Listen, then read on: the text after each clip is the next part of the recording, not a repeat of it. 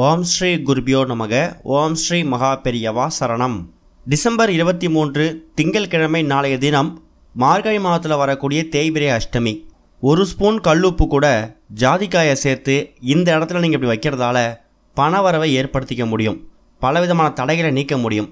அது என்ன தாந்திரிக முறைன்னு பார்க்குறதுக்கு முன்னாடி நம்மளோட வீடியோஸை இப்போ தான் நீங்கள் ஃபஸ்ட் டைம் பார்க்குறீங்கன்னா மறக்காமல் சப்ஸ்கிரைப் பண்ணிக்கோங்க. தொடர்ந்து இந்த மாதிரி அப்டேட் தெரிஞ்சுக்கிறதுக்கு பக்கத்தில் இருக்கக்கூடிய நோட்டிஃபிகேஷன் பெல்லை கிளிக் பண்ணி ஆல் அப்படிங்கிற செலக்ட் பண்ணிக்கோங்க. இப்போ கல்லுப்பு ஜாதிக்காய் வைத்து என்ன பரிகாரம் செய்யணும் அப்படிங்கிற பற்றி தெளிவாக தெரிஞ்சுக்கலாம். ஒருத்தவங்களோட வாழ்க்கையில் ஏற்படக்கூடிய பலவிதமான கஷ்டங்களுக்கு காரணமாக இருக்கக்கூடியது கர்ம வினைகள் தான். அப்படி கர்ம வினைகளை வேரோடு தீர்க்கக்கூடிய ஒரு அற்புதமான தெய்வம் தான் காலபைரவர். காலபைரவர் அப்படிங்கிறவர் ரொம்ப சக்தி வாய்ந்த ஒரு காவல் தெய்வம். யார் ஒருத்தவங்க காலபைரவரை முழு மனதோட வழிபாடு செய்கிறாங்களோ அவங்களோட கர்ம வினைகள் தீரும். அது போக சனீஸ்வர பகவானால் ஏற்படக்கூடிய பாதிப்புகள் படிப்படியாக குறையும். எதிரிகள் தொல்லை, கடன் சம்பந்தமான பிரச்சனைகள் அப்படிங்கிற மாதிரி நம்ம வாழ்க்கையில் இருக்கக்கூடிய எல்லா விதமான பிரச்சனைகளையும் தீர்த்து வைக்கக்கூடியவரும் இந்த பைரவர் தான். அப்பேற்பட்ட பைரவருக்கு உகந்தது அஷ்டமி திதி. அஷ்டமி திதிகள்லேயே இந்த தேய்பிரை அஷ்டமி அப்படிங்கிறது ரொம்ப சக்தி வாய்ந்த ஒரு நாள். நம்மளோட கஷ்டங்கள், நம்மளோட கடன் பிரச்சனைகள், நம்மளோட துக்கங்கள், துயரங்கள் இது எல்லாமே தேய்ந்து போகணும், வேரோடு அருந்து போகணும் அப்படின்னு நினைக்கிறவங்களுக்கு இந்த ஒரு தேய்பிரை அஷ்டமி வழிபாடு ரொம்பவே கை கொடுக்கும். அதுலேயும் இந்த தேய்பிரை அஷ்டமி வழிபாட்டில் ராகு கால நேரத்தில் பைரவருக்கு விளக்கு போடுவாங்க.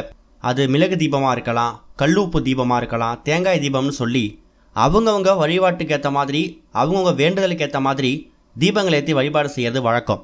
அந்த வகையில் டிசம்பர் 23 திங்கட்கிழமை இந்த மாதத்துக்கான தேய்பிரை அஷ்டமி வந்திருக்கு. அதுவும் மார்கழி மாதத்தில் வந்திருக்கக்கூடிய தேய்பிரை அஷ்டமி ரொம்ப விசேஷமான ஒரு நாள். முதல்ல அஷ்டமி திதி அப்படிங்கிறது எத்தனை மணிக்கு ஆரம்பிக்குது அப்படின்னு தெரிஞ்சுக்கோங்க. டிசம்பர் 22 ஞாயிற்றுக்கிழமை மாலை 4:50 அஷ்டமி திதி ஆரம்பிச்சிடுச்சு. அது திங்கட்கிழமை மாலை 6:48 வரைக்கும் தான் இருக்குது. அதனால் அஷ்டமி திதிக்கான வழிபாட்டை செய்யணும், பரிகாரங்கள் செய்யணும் அப்படின்னாலும் அது எல்லாத்தையும் மாலை ஒரு 6:45 பண்ணிடுறது சிறப்பு. பொதுவாக இந்த தேய்பிரை அஷ்டமி திதியில் ராகு கால வழிபாடு சிறப்புன்னு சொல்லியிருக்கோம்ல. திங்கட்கிழமையை பொறுத்த வரைக்கும் காலை 7:30 9 மணி இது ராகு கால நேரம். இந்த ராகு கால நேரத்தில் கட்டாயம் கோவில் நடை திறந்திருக்கும். அந்த நேரத்துக்கு நீங்கள் கோவிலுக்கு போனீங்கன்னா, சிவன் கோவிலாக இருக்கட்டும் இல்லை எந்த கோவிலில் பைரவர் சன்னதி இருந்தாலும் அங்கே இருக்கக்கூடிய பைரவர் சன்னதியில் அபிஷேக ஆராதனைகள் நடக்கும். அதில் போய் கலந்துக்கோங்க. முடிஞ்சால் அபிஷேகத்துக்கு தேவையான பொருட்களை உங்கள் கையாலேயே வாங்கி கொடுக்கலாம். பொதுவாக பைரவர், அதாவது அந்த கால பைரவரை ஒரு வாசனை பிரியர்னு சொல்லுவாங்க. பன்னீர், சந்தனம், அரகஜா, புனுகு, விபூதி இது மாதிரி வாசனை மிகுந்த பொருட்கள் எல்லாத்துலேயும் பைரவ கடாட்சம் இருக்குன்னு சொல்லுவாங்க. அப்படி அபிஷேகத்துக்கு தேவையான பன்னீர், சந்தனம், அரகஜா, புனுகு இது மாதிரி விஷயங்களை உங்கள் கையால் வாங்கி கொடுக்கலாம். பைரவருக்கு சிவப்பு நிறம் அப்படிங்கிறது ரொம்ப உகந்தது. அதனால் சிவப்பு நிற மலர்கள், செவ்வரளி மலரோ செம்பருத்தி மலரோ என்ன கிடைக்குதோ அதை எடுத்துகிட்டு போயிட்டு நீங்கள் பைரவருக்கு சமர்ப்பிக்கிறது ரொம்ப விசேஷமான ஒன்று. இது போக இப்போ நாம் சொல்லக்கூடிய இந்த கல்லுப்பு அப்புறம் ஜாதிக்காய், இந்த ஒரு வழிபாட்டு முறை பரிகார முறையை டிசம்பர் 23 திங்கட்கிழமை மாலை ஒரு 6:45 மணிக்குள்ளே செய்யறதுக்கு முயற்சி பண்ணுங்கள். ஏன்னா அதுக்குள்ளே அஷ்டமி திதி முடிஞ்சிடும். வேறு வழி இல்லை. இந்த பதிவை நாங்கள் லேட்டாக தான் பார்க்குறோம், இல்லை பகலில் ஆஃபீஸ் போயிடுவோம். மாலை ஒரு 6:45 மணிக்குள்ளே பண்ண முடியலையா, முடிஞ்சால் காலையில் பண்ணிவிட்டு போயிடுங்க. அப்படி இல்லைனா வேறு வழியே இல்லாத பட்சத்தில் இரவு ஒரு 8 மணிக்குள்ளேயாவது பண்ணுறதுக்கு முயற்சி பண்ணுங்கள். இதுக்கு உங்களுக்கு தேவையான பொருட்கள் மொத்தமாகவே 2 பொருட்கள் தான்.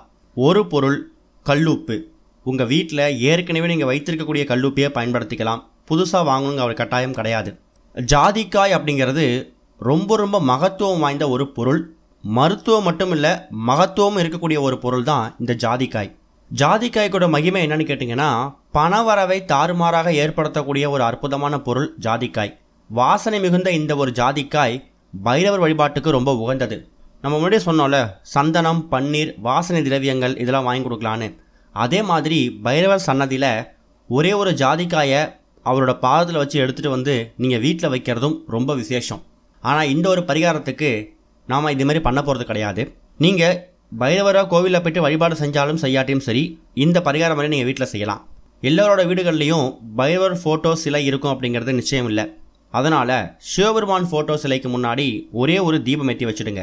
அந்த ஏற்றக்கூடிய தீபத்தை நீங்கள் பைரவராக பாவிக்கணும். கால பைரவர் அப்படிங்கிறவர் 8 திக்குகளுக்கும் காவல் தெய்வமாக இருக்கக்கூடியவர். பொதுவாக ஒரு குடும்பம் நல்ல நிலைமைக்கு இருக்குது அப்படின்னாலும் அந்த குடும்பம் எதிரிகள் தொல்லையால் பாதிக்கப்பட்டதுக்கான வாய்ப்புகளும் இருக்குது. அதே நேரம் போட்டி, பொறாமை, கண்திருஷ்டி, பில்லி, சூனியம், ஏவல்னு சொல்லி இது மாதிரி நெகட்டிவ் வைப்ரேஷன் கிட்ட நெருங்கிறதுக்கும் ஒரு குடும்பத்துக்கான வாய்ப்புகள் இருக்குது. இப்படிப்பட்ட விஷயங்கள்லாம் இருக்கவே கூடாது. குடும்பம் மேல்நிலைக்கு போகிறோமோ இல்லையோ கீழ்நிலைக்கு போகாமல் இப்போ இருக்கிற மாதிரி நிம்மதியான சந்தோஷமான வாழ்க்கை வாழணுங்கிற ஆசை நிறைய பேருக்கு இருக்குது. அப்படிப்பட்டவங்க எல்லாரும் தாராளமாக இந்த பரிகாரத்தை செய்யலாம். பூஜை அறையில் சிவபெருமான் ஃபோட்டோ சிலைக்கு முன்னாடி விளக்கேற்றி வச்சுட்டு சின்னதாக ஒரு கிண்ணத்தில் 1 ஸ்பூன் இல்லை அந்த கிண்ணம் நிரம்புற அளவுக்கு கல்லுப்பை பரப்பி வச்சுடுங்க. அது மேலே நீங்கள் வாங்கி வச்சுருக்கக்கூடிய ஜாதிக்காய், இந்த ஜாதிக்காய் அப்படிங்கிறது எங்கே கிடைக்கும்னா நாட்டு மருந்து கடைகளில் கிடைக்கும்.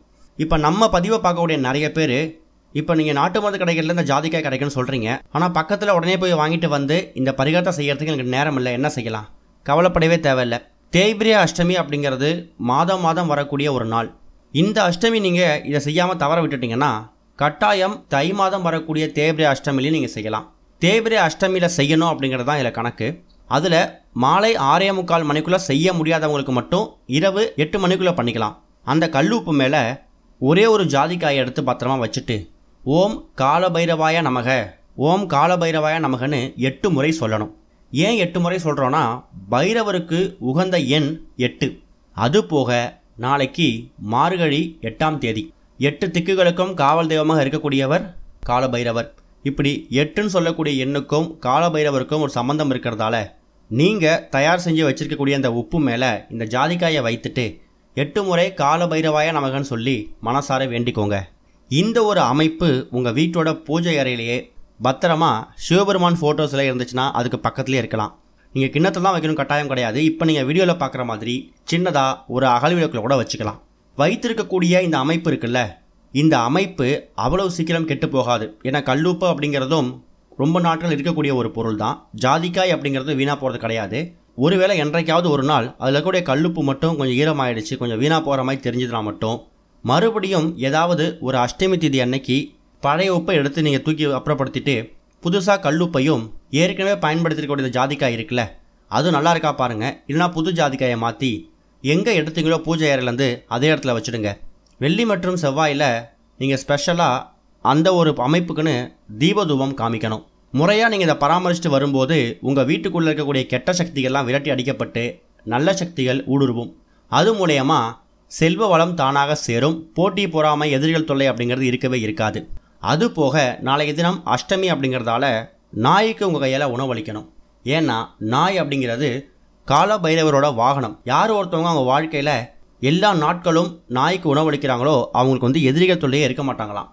1 மாதம் தொடர்ச்சியாக நீங்கள் நாய்க்கு உணவளித்து பாருங்களேன், உங்களை சுற்றி இருக்கக்கூடிய எதிரிகள் கூட நண்பர்களாக மாறிடுவாங்க. அப்படி இல்லைன்னா அவங்க உங்களை விட்டு விலகி போயிடுவாங்க. ஓம் ஸ்ரீ குருபியோ நமக. ஓம் ஸ்ரீ மகா பெரியவா சரணம்.